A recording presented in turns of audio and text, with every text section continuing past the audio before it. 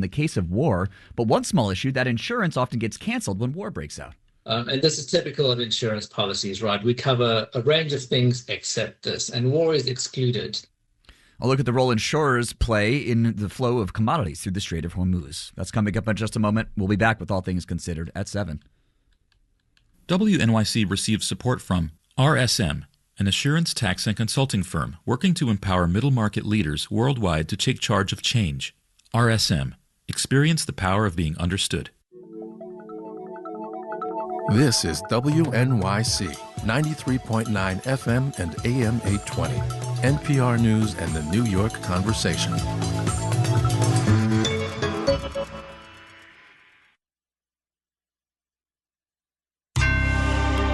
Marketplace is supported by BMC. BMC helps customers automate, manage, and optimize their complex IT environments. Learn more at bmc.com. One of these days, we will get through this show without using the word uncertainty. Today, however, is not that day. From American Public Media, this is Marketplace. Marketplace is supported by Harper Edge, publisher of What to Make of a Life, the new book by Jim Collins, author of Good to Great. What to Make of a Life offers a research-backed framework for a life fulfilled. And by Progressive Insurance, helping protect small businesses and the owners that run them. Whether a plumber, accounting business, or restaurant, Progressive can help with over 30 customizable coverages. Online quotes available in as little as 6 minutes at progressivecommercial.com. And by Wealth Enhancement, offering a wealth blueprint for individuals reviewing an existing financial plan. Advisors identify planning gaps and insights as part of comprehensive financial planning. More at wealthenhancement.com/blueprint.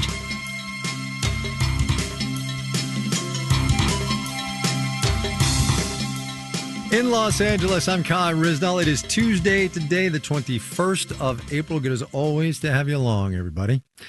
The on-again, off-again, on-off, on-off, on-again nature of President Trump's war against Iran seems to be in an off phase. Late this afternoon, after the markets closed, interestingly enough, the president announced on his social media feed that he is extending the ceasefire that had been scheduled to end tomorrow. There are some caveats and conditions, but the net effect does seem to be no more bombing for now. The market response tomorrow, TBD if traders aren't numb to the whole thing already.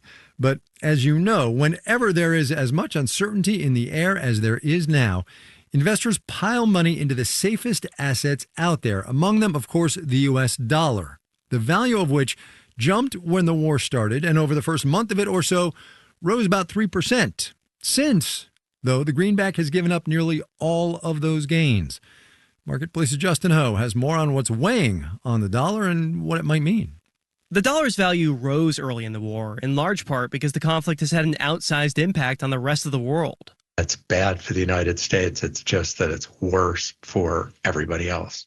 And Rogoff, an economics professor at Harvard, says other countries are much more affected by energy shortages from the Middle East. As a result, investors poured more money into U.S. assets. When money flows to the United States, it pushes the dollar up. When there seems to be peace again, some of the money reflows back in the other direction. Rogoff says that's partly why the dollar's value started to fall after the ceasefire started a couple of weeks ago. But plenty of other things are dragging down the dollar's value, including the price of oil. 80% of oil transactions are conducted in U.S. dollars. That's Juan Perez, director of trading at Monex USA. Oil prices surged at the outset of the conflict, but in recent weeks, they've fallen some. So naturally, with oil prices going down, the need for holding U.S. dollars or that necessity has faded away. There's also the president's approach to global trade. The dollar is perhaps a victim of the Trump administration's policies trying to extricate the U.S. from its role in the global economy. That's Christopher Vecchio, head of futures and FX at the research company Tasty Live. He says many investors have been shying away from the dollar because of how the Trump administration has treated its allies. Given how the Trump administration has conducted itself in the lead up to this war, going after European allies for Greenland, how it's conducted itself during the war, chastising NATO. And Vecchio says even if the war in Iran were to end, those other concerns aren't going away. I'm Justin Ho for Marketplace. Wall Street today down, though not a whole bunch. Tomorrow, as I said, anybody's guess. We will have the details when we do the numbers.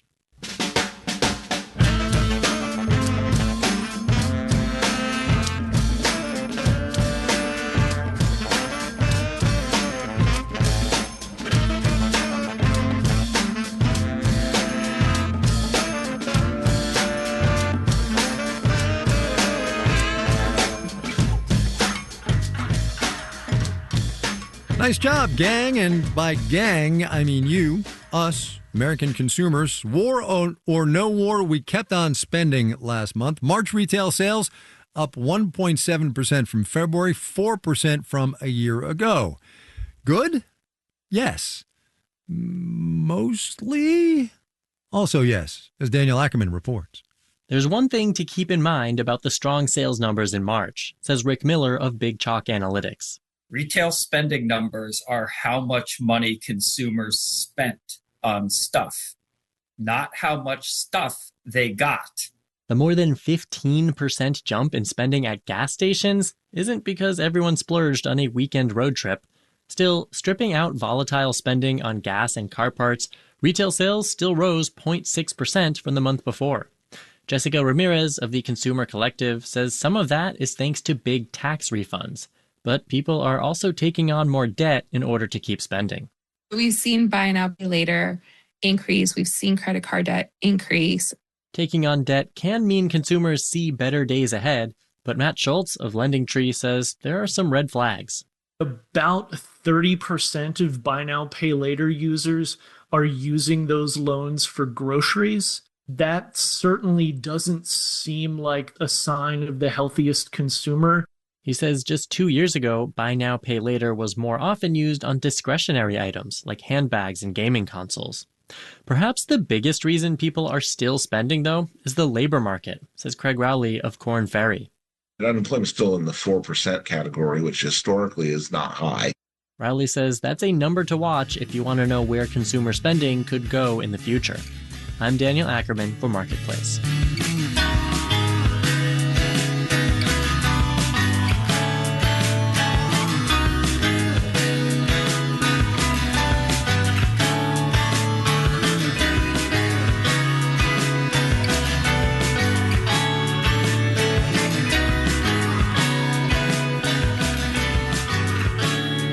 Justin told us about the dollar. Dan told us about consumers. Now, an industry that ties both of those pieces of this economy together, banks. Lori Stewart is the CEO and president of Sound Community Bank in Seattle, Washington. Lori, welcome back to the program.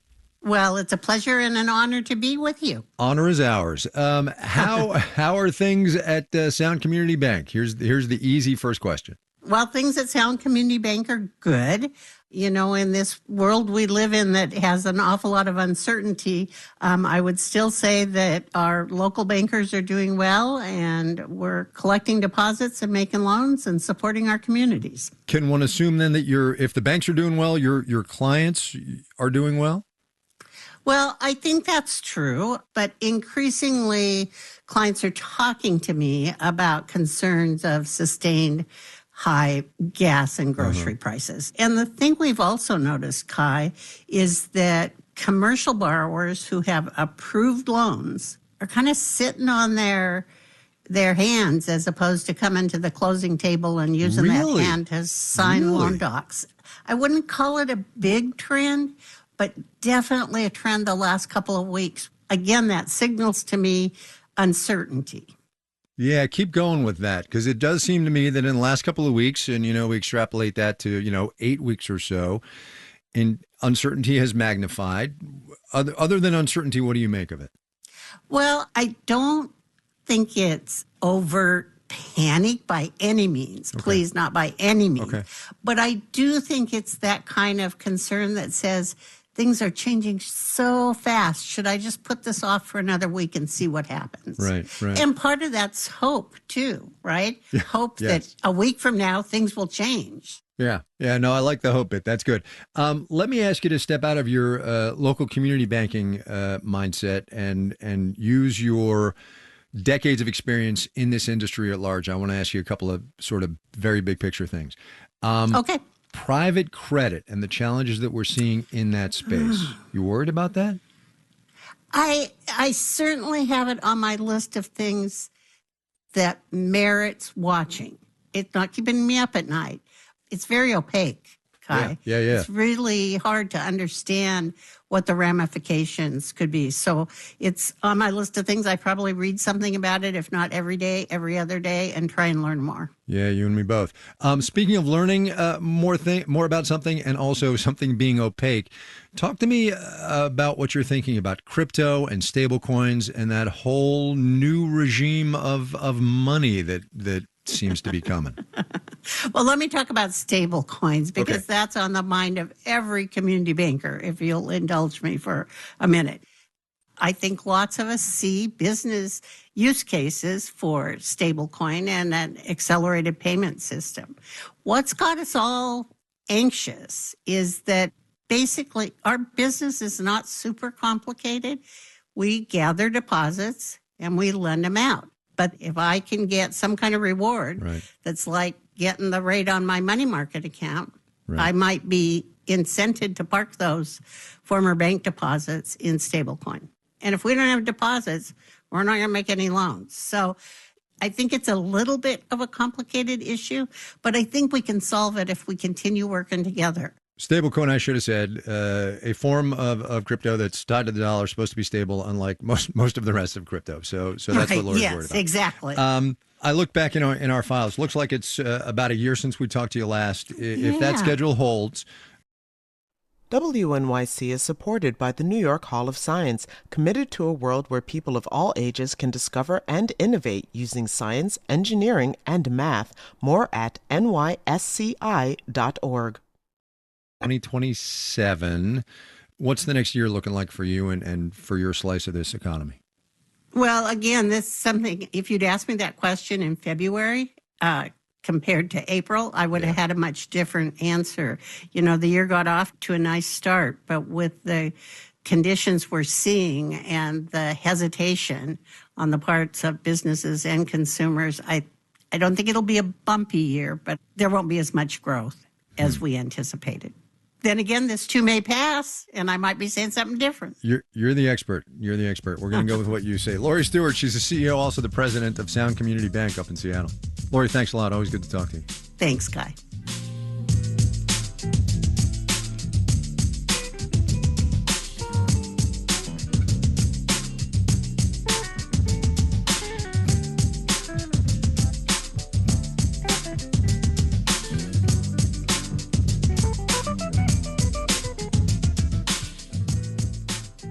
There are, depending on the sources you use, something like 2,000 ships and as many as 20,000 civilian mariners on those ships stuck in the Persian Gulf.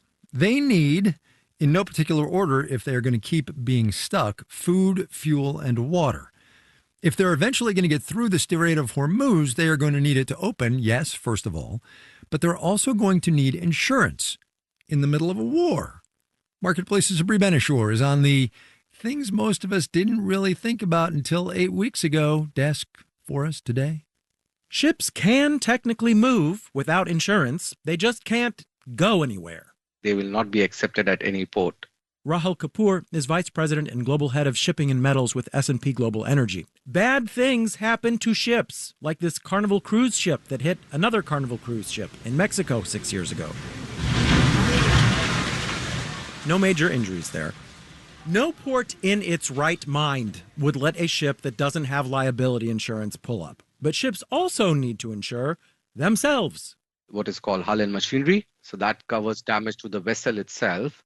These are the two core insurance which a ship needs. Small issue. None of them apply in a war. And this is typical of insurance policies, right? We cover a range of things except this, and war is excluded. Brandon Holmes is VP Senior Credit Officer at Moody's Ratings. So ships have to get war insurance. But one more small issue, the war insurance gets canceled if there's a war. Not immediately, but like pretty fast. 72 hours to 7 days. But we've heard of cases where it could be done sort of in 24 or 48 hours. So there's this organization in London called the Joint War Committee. It's a bunch of insurance companies, and they decide when an area or region is suddenly high risk. And when they decide that, insurance companies can cancel and reprice their plans, and the clock on those policies starts to run out. The intent there is that if a ship is caught up in an unforeseen war, it gives them some time to remove themselves from the situation and get to safety before the insurance is cancelled. This system lets insurers offer cheap war insurance in case a war breaks out, but then once a war zone is war zoning, they can create special expensive insurance for if you want to go in there on purpose. Of course, in the Iran war, small issue, the ships can't just zip out of the way. They are literally stuck. So they need to get new, much more expensive war insurance. Dylan Saunders-Mortimer is the UK war leader at Marsh Risk, an insurance broker and risk advisor. Rates were around about 0.25% of the value of a ship to transit in and out of Hormuz prior to the events of the 28th of February. Since then, rates have increased to what we've observed as a limit of around about 10%. That is an increase of almost 4,000%. But that was a maximum, he says. Rates have come down recently to just 2 to 6% of the value of a ship, still high and a contributing factor to oil prices. But the rates for a trip through Hormuz can fluctuate on a case-by-case basis. Again, Brandon Holmes at Moody's. The insurers basically told us that the ship would need to be sort of pointed at the strait with its engines on and ready to go, and then they'd give them a price then. And then once that price was given, they'd have 48 hours to complete the transit. Analysts say insurers are almost always willing to insure a tanker for the right price. But that is being tested right now for U.S. and Israeli flagged ships that want to cross the strait. Dylan Saunders-Mortimer with Marsh. Underwriters struggle to price risk where there is involvement from the United States or Israel on the basis that it almost removes the fortuity of the risk. As in, Iran is almost definitely going to attack them outside of a ceasefire. The U.S. is creating guarantees to back up insurers who would insure such ships. Analysts say it's still being worked out, but should help. But Rahul Kapoor with S&P Global warns not to get too caught up by the insurance side of things. The Strait of Hormuz is not seeing those transits because of insurance challenges. It's not seeing those transits because of the safety of the crew, safety of the cargo, and the vessel. Insurance puts a price tag on risk. Insurance doesn't make that risk go away. In New York, I'm Sabri Benishore for Marketplace.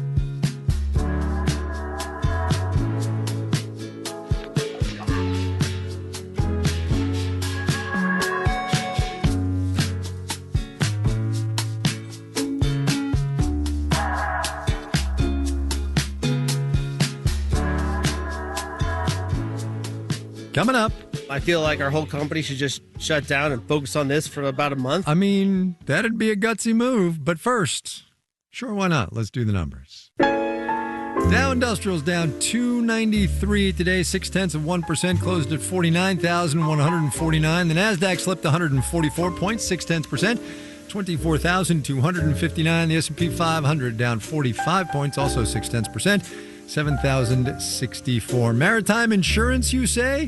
One of the biggest companies doing that, Chubb Limited, ticker symbol CB, dipped 0.2%. Other insurers for your big boats, American International Group, AIG, maybe you heard of them. Flashback to the financial crisis? Anyone?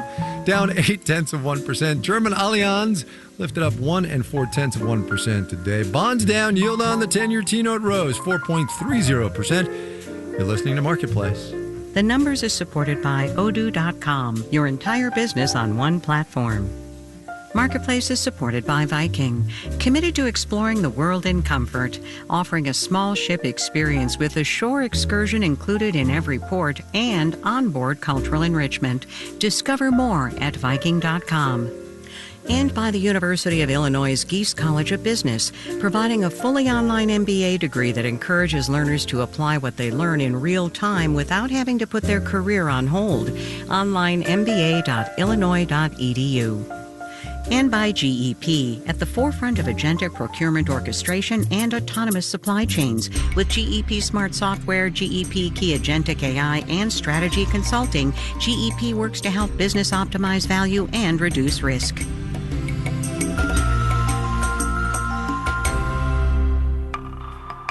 Author Zadie Smith on All of It with me, Allison Stewart. You know, when you're working as a writer, you're working like an actor. You think, you know, I've never been enslaved, I've never been a 19th century woman, but I have been frustrated, angry, bored. So you use your own emotions to animate these people. From writers to actors to painters and beyond, you'll never know who you'll hear next on all of it. Weekdays at noon on WNYC. Support for WNYC comes from Swan Galleries with fine books on auction April 23rd, including a first edition of On the Origin of Species and a first American edition of Wuthering Heights. More at swangalleries.com. You're listening to Marketplace on WNYC. In the 7 o'clock hour of All Things Considered, John Ternus is expected to take over as CEO of Apple in September, just in time for the company to announce its new iPhone lineup.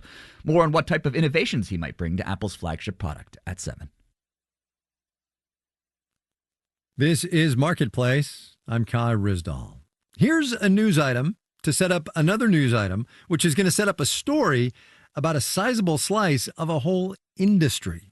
Lufthansa, the German airline, said today it's going to cancel 20,000 flights between now and October, most of them short haul in Europe, because jet fuel has gotten so expensive. That's item one.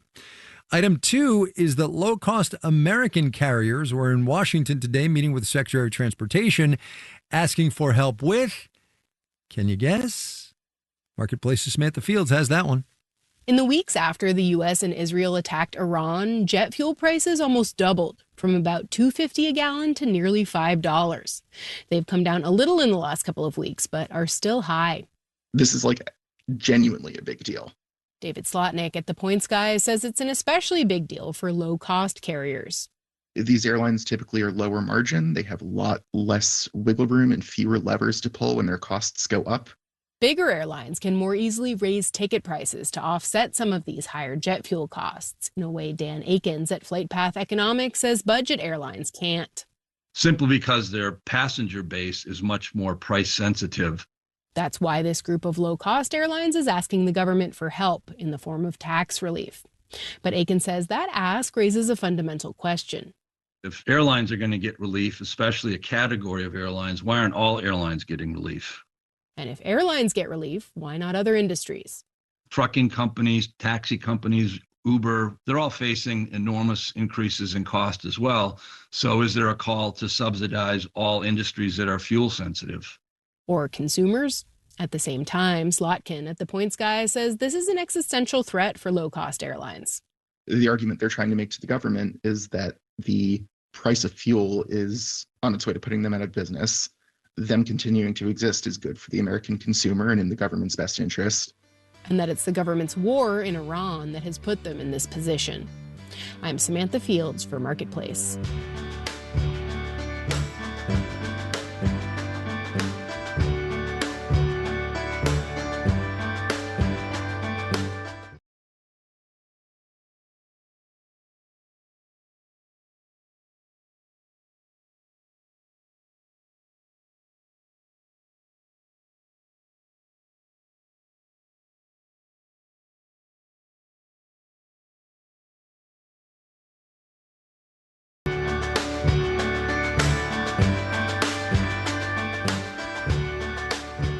Artificial intelligence is moving fast. Every time you turn around, there is a new thing. And in the last 6 months in particular, there have been big jumps in what are called agentic capabilities for AI. Those are programs that take a large language model out of the chatbots that we're used to, where you just ask it things, and you set it loose to actually do stuff in the world, like book a flight or delete your junk mails. Coding agents like Anthropic's Claude Code or OpenAI's Codex, they focus on building software. OpenClaw lets you run agents by messaging them from your phone. They can work autonomously 24/7 on whatever tasks you give them. Mildly terrifying? Yes. And also, caveat emptor, as with most of generative AI, the results can be unpredictable. But still, you would think having an army of AI minions might free up some time, make work more chill. As Marketplace's Megan McCarty-Carino reports, in Silicon Valley, you'd be thinking wrong. At a Menlo Park Starbucks down the road from all the big venture capital firms, John Wong hosts a meetup for the AI agent curious. Welcome, join us. Hello. Hey, grab a chair. Wang is a tech industry veteran who runs his own startup investment network, and he spent the last few months trying to automate as much busy work as he can. So I have right now 8 bots running. So for example, in the morning at 6 a.m., it goes to Reddit, looks at the top threads and the topics I'm interested in. And I told it by 7 a.m. in my inbox, I want a report on the top news items I'm interested in. Wang used to pay for a human assistant in the Philippines. Now he just pays for tokens. That's how AI usage is measured. I also asked it to write my resume for me today. I said, here's my LinkedIn profile. I need a professional looking resume. A crowd of about a dozen showed up on this Wednesday night last month. Entrepreneurs, big tech workers, and hobbyist tinkerers. Kevin State runs sales strategy for an AI startup. I feel like our whole company should just shut down and focus on this for about a month. Right now, he's mostly using agents to organize his emails and write research reports. But he's working on building a custom networking assistant to track who he meets, map connections, and prompt him to follow up. If I adopt this now, I probably have a 3 to 4 month runway before everyone else catches up. And so I want to be ahead of the curve to be more efficient. A sense that you're falling behind if you're not 10xing productivity even while you sleep has taken over the industry, says Nikunj Kothari, a venture capital investor in San Francisco. Everybody has this feeling of like, hey, time is the only thing that matters. And in that given unit of time, which we don't get back, how can I have AI do a lot more for me than the next person? He calls it token anxiety, people keeping tabs on their agents during parties, at bars, even while outside at the park. I would see like laptops slightly open and like the warm glow of the light. Kothari himself is running agents for email, market research, data analysis. His evening Netflix time has been replaced with Claude Code, dreaming up new tasks to automate just for fun. I have 2 young kids at home and I felt guilty because I'd be like, oh, go to bed quickly so I can get back to my computer. And it's not just scrappy founder types. Some of the biggest companies in tech are reportedly token maxing, pushing employees to burn through as many AI credits as possible in an effort to churn out new features and products at an ever faster pace. There is genuine excitement, but also fear, according to Eric Weber, who spent years leading data and AI teams, most recently at Grammarly. The changes happen so quickly that I think it's disorienting for people because we're not used to job families getting disrupted in 2 or 3 months. AI is automating the very skills that tech workers spent their entire careers developing. Weber says the industry is in a collective identity crisis. But I think what is causing a lot of stress for people is that doing more doesn't necessarily create more leverage or impact, right? You're just doing more stuff. And so we don't spend a lot of time on the question, like, what should you actually be doing? To answer that question, Weber decided he needed to do less. He still uses agents, but about a month ago, he stepped back from his full-time executive role to spend more time thinking, writing, and talking to people. I'm Megan McCarty-Carino for Marketplace.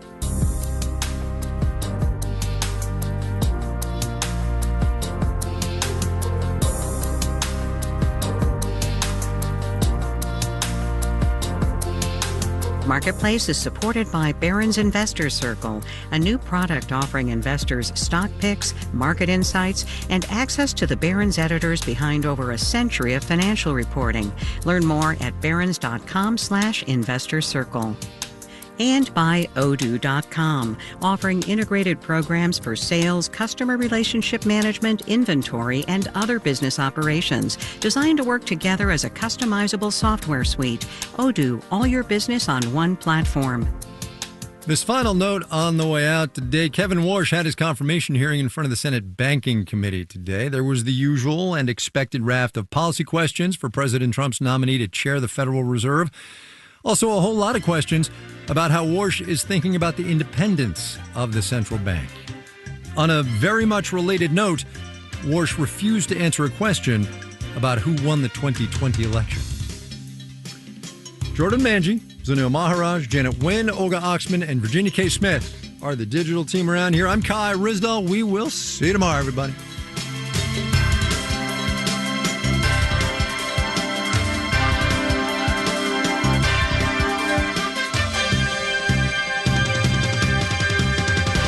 This is APM. WNYC is supported by the Nature Conservancy. This Earth Day, the Nature Conservancy invites listeners to pause and look around. From clean water and healthy forests to safe and resilient neighborhoods, nature touches every part of life in New York. The Nature Conservancy works to protect the lands and waters that everyone depends on to create a future with a livable climate, healthy communities, and thriving nature.